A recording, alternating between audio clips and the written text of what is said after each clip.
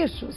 Vamos conhecer agora as curiosidades, gente, do bicho preguiça, com a nossa repórter Thaís Aureliano. Solta aí, vai, vamos conhecer.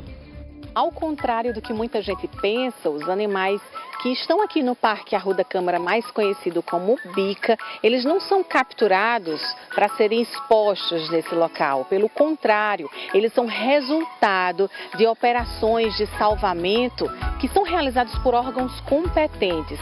A exemplo dessa preguiça que está aqui, que a gente vai contar um pouquinho dessa história agora. Tiago Neri, que é o responsável pela divisão aqui do zoológico, vai conversar com a gente sobre o assunto. Tiago, muito obrigada pela sua participação e esclarecer, né, isso para as pessoas. A preguiça, por exemplo, vocês não têm aqui na bica e também não se tem interesse de ficar, né? Por que isso? Então, o zoológico é uma grande sala de aula. Então a gente tem o resgate de animais que são vítimas do tráfico, são vítimas de maus tratos, vítimas de abandono. E aí esses animais são trazidos pela Polícia Ambiental ou pelo IBAMA e eles podem ficar no ambiente cativo, onde é um ambiente que ele vai estar sob cuidados humanos. São aqueles animais que são mutilados, são animais que têm problema comportamental que não podem ser devolvidos à natureza. Mas o zoológico ele tem uma função. Por trás, nos bastidores do zoológico, a gente tem uma função de conservação muito importante. Então, os animais que são trazidos, devido a uma equipe técnica capacitada, a gente dá esse suporte, tanto ao IBAMA, Polícia Ambiental, a SUDEMA, para que a gente consiga, junto, né, formar uma equipe que a gente consiga devolver esses animais à natureza. Então, a prioridade, obviamente, é que o animal seja devolvido ao seu habitat, que o animal faça parte de um ambiente saudável, um ambiente protegido para ele, e aí ele consiga reproduzir, consiga formar bando, consiga formar seus grupos, consiga se alimentar. Muitos deles são jardineiros também, que vão estar espalhando sementes, então eles têm toda uma função também, digamos assim, na natureza de conservação das outras espécies também. Tem mais ou menos 30 dias que essa preguiça chegou aqui no parque, né? Exatamente, ela chegou, o animal foi vítima de fratura, né? Infelizmente tem muito abandono. A gente sabe que João Pessoa é uma área de ocorrência também do trânsito das preguiças no asfalto e acaba ocorrendo atropelamento e até agressão. Então o animal chegou com uma fratura, ela foi tratada, né? Ela passou por um procedimento ortopédico, já está bem recuperadinha, já não reclama de dor, está usando o membro bem. Então é um animal que a gente vai conseguir devolver à natureza. Mas ainda está tomando medicamento? Como é que está sendo o tratamento dela? Essa é uma curiosidade interessante. As pessoas podem ver ela aqui comigo e pensar, não vai poder ser devolvida à natureza porque ela ainda está muito sociável. Mas durante esse processo, quando ela precisa ser medicada 4 vezes por dia, quando a gente precisa fazer a higienização correta de todo o aparelho ortopédico colocado nela, a gente precisa que ela seja boazinha com a gente, digamos assim, e aí a gente não vai estressar ela durante o procedimento.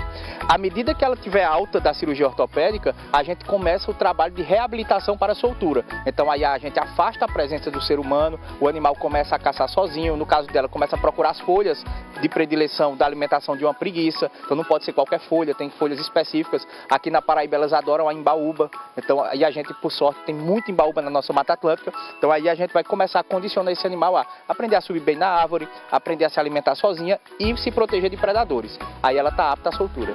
E aí essa alta deve ser quando? Esse processo ele pode durar em torno de 4 a 6 meses. E aí esse aparelho, nessa prótese, vai sair e vai deixar de tomar essa medicação. Apesar do cuidado que vocês têm com ela, vocês, claro, querem elas, né, esse animal e outros na natureza. Exatamente, é um processo, né? A gente recebe o animal, tem o pré-operatório, tem o operatório, tem o pós-operatório e só vai fechar com chave de ouro quando de fato a gente vê e sente que o animal está bem na natureza, que foi um trabalho com competência e responsabilidade. A gente não abandonou o animal na natureza, que é outro processo também. O fato de você pegar um animal selvagem, criar em casa e de uma hora para outra, porque você tem medo de multa ou porque o animal adoeceu, você solta na natureza, você está abandonando ele. Então precisa passar por um processo de adaptação bonitinho. Ela vai tirar todos esses ferros, a gente não pode devolver nenhum animal com metal no corpo para a natureza, porque a gente sabe que a preguiça ela tem uma importante função na natureza, mas também ela é comida de outros animais. Então a gente não quer que outro animal, por exemplo, uma águia chilena, que é um animal que preda preguiças, quebre seu bico nesse metal. Então todos os metais são retirados, se fosse placa também seria retirado. É filhote e vocês têm um apego muito grande, né? Tanto que tem um cuidado enorme com a medicação que está tomando nesse momento de quanto em quantas horas.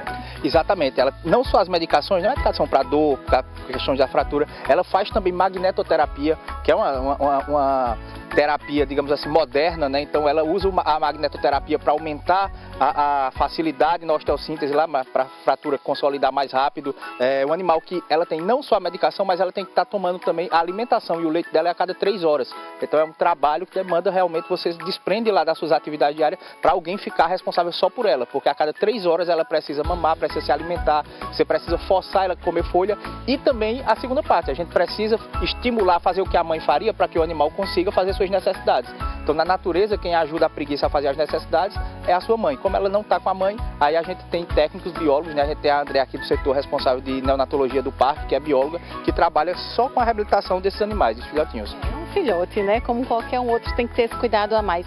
E é comum chegar muito preguiça por aqui? Infelizmente sim.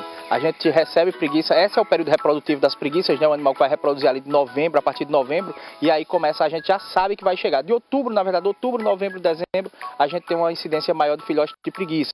Assim como a gente sabe que já a gente vai ter o aparecimento de alguns filhotes de jacaré.